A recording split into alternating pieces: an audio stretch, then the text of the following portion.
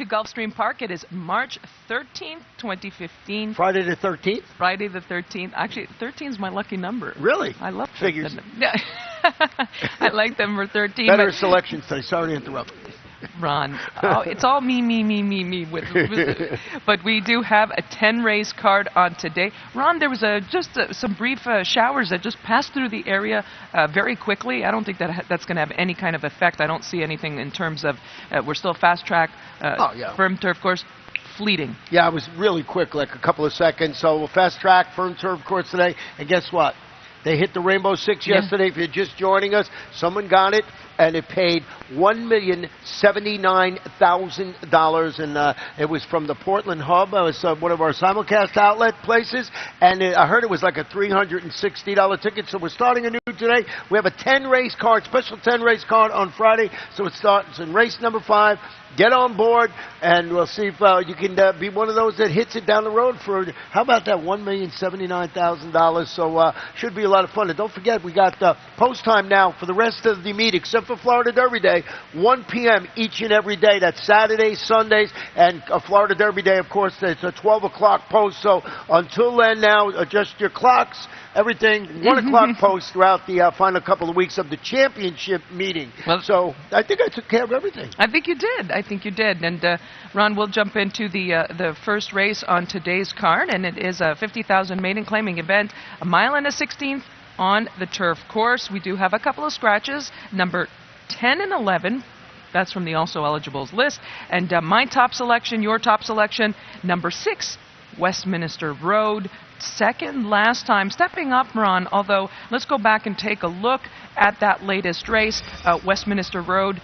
We know that she likes to do her best running coming from behind. Yeah, coming from behind. And she was just looking for a spot here. I don't know if they wanted to move a little earlier with her than they had to. You know, she was sort of boxed in, and you see her inside. And once she breaks free, which is, she actually gets banged a little bit here. I thought she was going to go into the rail at that particular time. But she comes through, she keeps fighting, and she's in tight quarters now. And I just thought after that performance, you see her closing now, and she finishes a good second. And I think if she would have had a little more room there, maybe not beat the winner, but been closer to the winner. So I thought after that performance, she deserved the call of the one to beat in the open. Marty Wilson, Edgar Zayas handling the daughter of Quality Road. And I wanted to mention, Christina, before we talk, well, let's talk about another horse that I usually hear first, and that's 3 Reason. $150,000 daughter of Quiet American, debuting for trainer Todd Pletcher, 11 Palm Meadows workout showing. She starts her career. She's got Lasix. She's got Luis Saez named to ride. You did not use this horse, so I'm sort of worried.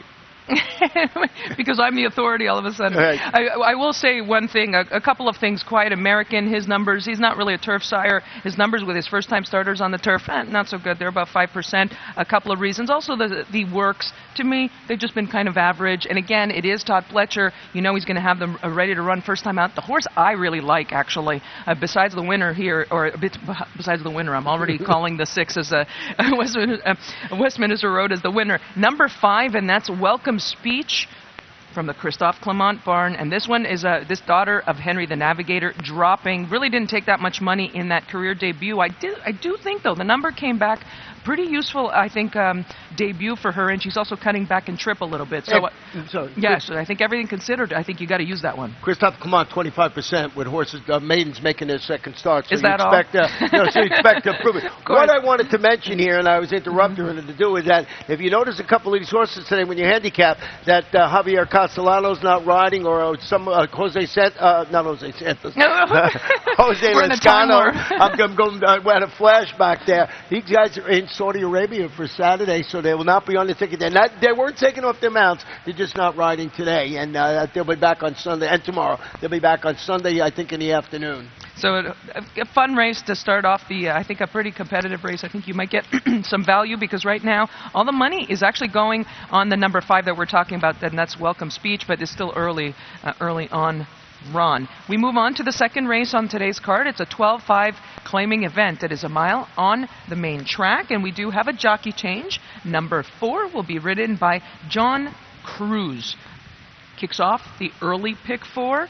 And my top selection is the number 3. I see it's a horse that you have used, and that is Very Cherry Candy. And a couple of reasons I like this filly. She's from the Giuseppe de Cernia barn. She's shown progress in both of her latest races now. In fact, one of them was back in August, and the latest was back in December. Although I do like her, I think she's dropping significantly from that last race run, but everything considered, if she's right, I think she's going to be tough. I mean, yeah, she's a former allowance winner. As you mentioned, she's dropping today. She finished last, but that was by a classy horse called Centrique. So, you know, this is a completely different animal here running against $12,500 claimants. I did go with the 7.5 Gdansk. This one dropping to the $12,500 level. No, I won't Gdansk. And it's on the dirt after starting up to a one-turn mile after showing speed a weakling late. I thought against better. That was a pair of route races on the turf. Trainer Nick Gonzalez, he's 21% with horses going from the grass to the dirt. So I just thought this was a logical choice in there. Number 7, Gdansk, but Very Cherry Candy for all the reasons you mentioned. And on the inside, this key home moving to the Cathy Mongeon barn today. And Cathy, and that this key home is going to be showing speed and looks like might even be the controlling speed. That was a big race last time, so it'll be interesting to see if she'll be able to handle the step up this time. We move on to the third race on today's card, and it is a starter optional claiming event, and it is a claiming tag, $10,000, 7 furlongs on the main track. And my top selection, number 3, that's Alico Castle. Ron, I know that you like this one as well. And this 9-year-old gelding has been pretty consistent in his last couple of starts. And you and I were just talking about Peter Walder, the Peter Walder barn. And customarily, we're very accustomed to seeing the barn. It's been pretty hot, and it hasn't been as effective, I think, this winter as we might have seen last year, although he still does a good job, and I think that this one's ready to win. Yeah, and if you're going to go back and show you this horse at the start last time, I don't know how much your horse finished second, but you'll see he's the 2 horse in here, and it just comes over and, and gets bopped around a little bit. They may even cause a little bit of boppy in there, and comes back and finishes second, stretching out to 7 furlongs after recovering, as we showed you from that bumping incident. The finish second against Similar, that was 3/4 of a mile. We mentioned the connections. Paco Lopez in the saddle. We both went with the number 6 Chepstow in second, with number 2 CD Gold in third. And look at Chepstow, who he finished second behind. That was last August, but it was Atrides, yeah, which was a really nice horse, Atrides. So it'll be interesting to see this one come back. A couple of stops and starts in the training, which was a little bit of a question mark, which is why I didn't put that one on top. But it'd be interesting to see how that one comes back. Yeah, Josie Gomez riding today, and she's one of those riders who will get out on the lead, and you got to watch her, especially if she got some horse under her, and she could steal a race as good as anybody in here. So Chepstow, if it could go back to the horses it was facing in the past, could be very dangerous in here. And as we mentioned, we're first, actually 1, 2, 3 in the race with the 2 CD Gold in third. On to the fourth race on the card. It is a 20,000 claiming event, and it is a 7.5 furlongs on the turf course. And we do have blinkers on the number 7, Stormin Clooney, and we have the scratches of 11 through 13. Those are the also eligibles. I went with number 4, and that's March Reward. And Ron, coming into this off of a victory last time for Mike Maker, good numbers actually in all 3 of his 3 latest starts here this winter during the Champions meet, and I think this is he's going to be tough to beat. I don't think he's unbeatable, but I think that he's one that you have to have on your ticket. Well, what I liked about him before, he's stepping up into open competition today. He rallied late to defeat $20,000 3 lifetime claimants, but he came from off the pace, and I see some speed in here, and I think he's going to get the same kind of pace in there that afforded him the victory last time out. So I like number 4, March Reward, too. And we both used number 6, Fanbase, in second, who's cutting back to 7.5 furlongs. He set the pace last time, and he was just nipped at the wire by a repeat winner called Lighthouse Sound. That was going a mile in the 16th. Efron Loza Jr., he's really good. He claimed his horse. He's 38%, a limited sampling, 6 for 16. First start off the claim. So lots of things to like about the number 6 Fanbase. So I agree with you. March Reward is certainly no single in that race. And I think Fanbase, along with Defiant, who are likely going to be showing speed, I think they might set it up for a horse, or I'm hoping, like March Reward, who's going to come from off the pace. And that is our look at race 4. We're going to take a short break, folks, and we'll come back and have a look at today's 5th race that kicks off the 20-cent Rainbow 6. Gulfstream Park is one of Florida's top entertainment destinations, mixing restaurants, clubs, a casino, and international boutique shops with world-class racing. In a lavish, sun-drenched setting with the feel of a Mediterranean village, Gulfstream is a leading year-round entertainment and tourist destination and the home of luxury residences in 2014. The Stronach family, owners of Gulfstream Park, is committed to the sport of thoroughbred racing and the grace, spirit, and generosity of the horse. The Rainbow Six is back and it's better than ever.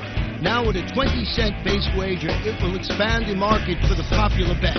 And in addition to doubling the base wager, the percentage return for the winners on the day the jackpot isn't hit increases to 70%, with 30% going to the carryover pool for the next program. Gulfstream Park, you got to be here each and every day.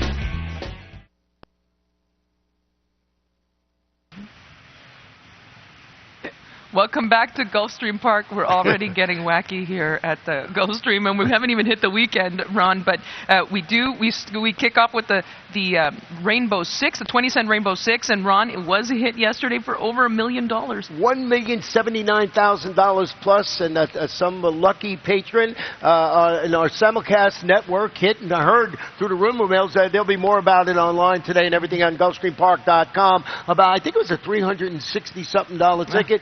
Very nice job, because a couple of those races are hard to do, but that's the beauty of only a 20-cent wager, because you can spread in those races and get them, maybe get a horse you normally wouldn't put on your ticket if it was a dollar wager. And congratulations to whoever that is, bringing down $1,079,000 plus. Well, we kick off again. The Rainbow Six kicks off in the 5th, which is a 6-furlong main track event, a 6250 claimer, and we do have a scratch, and it's a significant scratch, Ron. This was my top selection, number 2, Centaur Man, out. And so Mine too.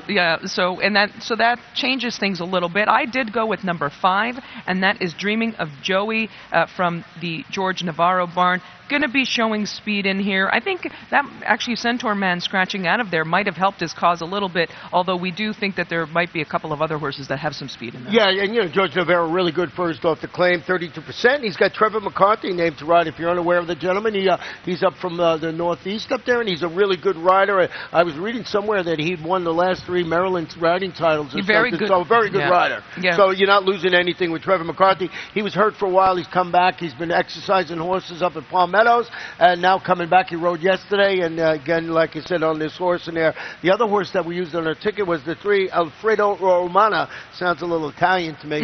This one is plummeting to the $6,250 level. First start since he was claimed after running a distant 5th here. That was against $25,000 condition claimers, going 7 furlongs. Was back on January 18th. Mike Petro, he's good with the freshening, 26%. So this horse taking a significant class drop here. Off the layup, a little shaky. I think also the barn, one thing I will say, the reason I used him and I think he's got a good shot is also because I think the barn's getting very aggressive now and they want the win. So to me, I read it almost like we're in it to win it, people, so here we are. So that's why I think that's probably one you're going to want to use in there. We're going to look on to the 6th race on the card, and the 6th race kicks off the Pick 5. And it is a 25,000 maiden claimer, 6.5 furlongs on the main track. My top selection, your top selection, we went with number 3, and that's Whitecomb Hill from the Milt Wolfson barn and Renegade State Bred Company, Ron, last time. So dropping, yes. However, ran a pretty good number, showed speed, got tired late. That was 7 furlongs. We're cutting back a little bit in trip, and that should help. Yeah, he was 40-1 last time out. Now he's a logical choice in this race. So just goes to show you, when you put him in the right spot, big odds last time out, and you're absolutely right. He did not run badly in that race. I went with the number 2, Wall Street, in second. This is a son of real estate. I'm not really too familiar with that sire, debuting for trainer Alan Iwinski. Series of stamina-enhancing workouts across town at Gulfstream Park West. Gulfstream Park West, the track is a little heavier, really legs the horses up better. There's cold starts his campaign, Lasix. And I like the fact that Edgar Zayas is in the saddle today. Bit of a guess here with this first time starter, but I figured I'd throw it on the ticket along with number 4, Excellent Prospect. Alan Iwinski does a very good job, and you were asking about real estate. I actually went back to look at him. He's got several crops, and he's not a very well-known stallion. He's at 0% with his first-time starters, which is one of those things. But again, doesn't mean that we couldn't get a first-time winner or first-time starter to win here. And also, I threw in number 9, and that's Parker Ridge, Jessica Campitelli, and this one's actually dropping a little bit too. Was sprinting, has been running on the turf recently, and actually, I like the pedigree going to the dirt or the main track this time. So I think that's when you might wide want to... Wide open and fair right there. So when you're doing your pick 5, I think you got to go a little deep in that race. I'm surprised you didn't use number 5, Trouble Kid. I think Trouble Kid, last time he had some trouble in his latest race. He ran a pretty good race, and that was December 14th. Now with Mario Morales, from a very limited sampling, he does well with his first with trainers, and or first time stats with the trainer. And I think that's, as you said, wide open to kick off the pick 5. Exactly. I would go deep in that race. Yeah. On to the 7th race on the card, and it kicks off the late pick 4. It is a mile on the turf course. We do have several scratches, 13 through 16. Those are from the also eligibles list. It's a starter optional claimer run. $50,000 claiming tag, and my top pick, and it looks like, again, we're in agreement with our top selection, a little bit of variation beyond that, and that's number 3, Honor the Kitten, coming into this off of a victory last time. That was 35,000 claimers run last time out, and that was coming back off of a nice little layoff, so good effort. Yeah, and the barn is like 25% with horses winning consecutive races. It's Julian Leperoux will be atop the son of Kitten's Joy, so we made our quota. We got a Kitten's Joy on the turf this afternoon on top of our ticket. I went with the horse you have in 3rd and 2nd, and that's day 6. Going to wear blinkers today, rally to finish 3rd against this caliber competition, going a mile in the 16th last time out, and a mile. Both of those races, respectively.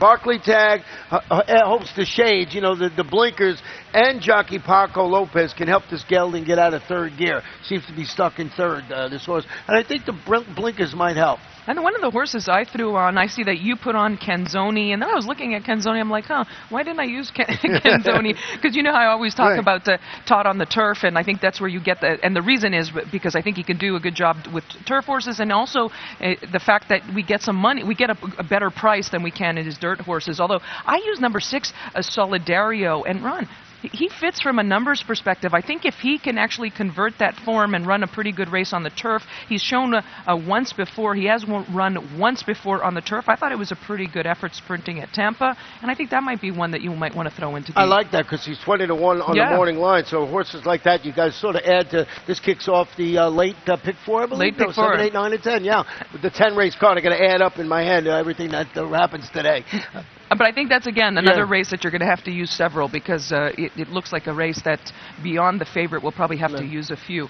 We move on to the 8th race on today's card, and we do have a 50,000 claiming event, 1 mile on the turf course, and a few scratches, number 2, number 5, and number 11.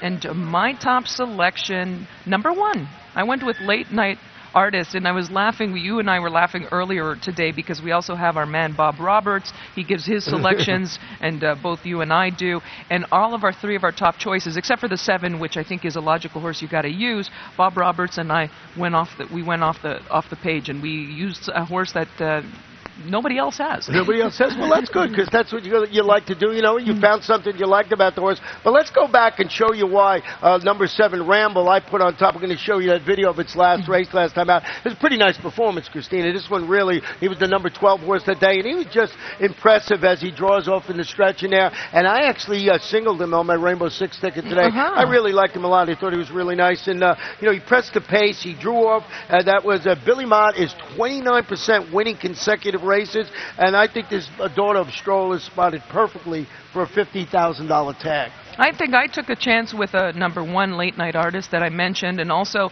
she has shown that she's probably better coming from off the pace, making that one run, or at least last time I thought pretty good effort. That was a 35,000 claimers, taking a little bit of a step up. But Ron, I didn't see any world beaters in here. I know that Ramble's dropping, so I thought that maybe I could use her. And also Red Parasol. Both you and I were saying this is probably one of those you got to use very consistent. Well, let me tell you about another horse that I have in 2nd. You see it up there. It's the number 6, Smart and Soft, moved to the Mike Rogers Bonvita claim, steps up to the $50,000 level after coming within a neck of defeating $20,000 claimers here, going 7.5 furlongs. But here's what I like about it. That last race, the winner of that race was Aaron Puente, as I've learned how to say it yesterday from Christina, and that horse ran very well. You had it on top of your ticket yesterday. So this horse and just got beat. This horse is keeping some nice company, 20-1 on the morning line. I wish there wasn't scratches in here because I thought he'd be a better price, but he's a horse that you got to have on your pick late pick 4 ticket. Was that our long shot today? No, that is not the long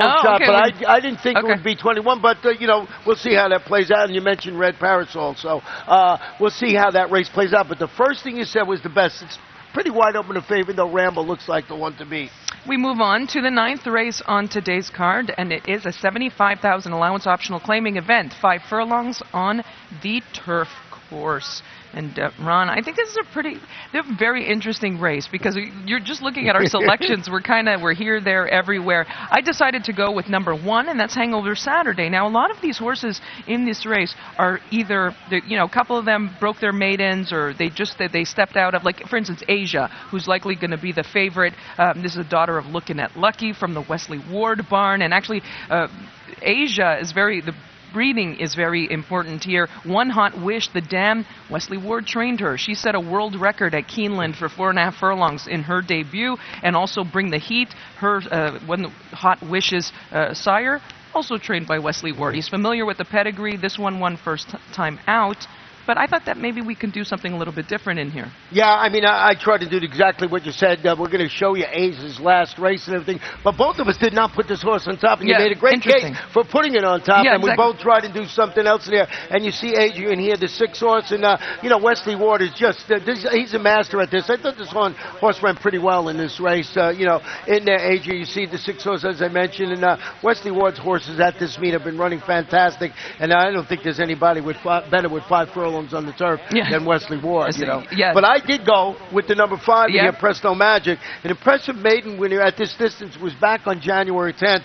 Now comes, I hope he gets a clean start. Hit the gate prior to running 5th at this level and distance last time out. I think with a sharp break, the Kelly Breen train, Paco Lopez in the saddle, I think this horse could be right there. And I know you went with the 1 horse in here, so we're all over the joint. Presto Magic, actually, a half to a nice horse named Yes I'm Lucky, who's a stakes winner. So nice pedigree there. And also, Hangover Saturday she's been running in stakes after stakes after stakes competition. You go back to November, she actually won a stake, and that was at Gulfstream Park West. I thought her last couple of races have been progressive, even though if you look 2 starts back, she finished behind a horse named Lady Shipman. Very, very nice filly, very talented filly, very nice stakes caliber horse. She went on to win a stakes next time. So I'm thinking this horse has a lot of experience in stakes company. Let's try to take a shot in that race.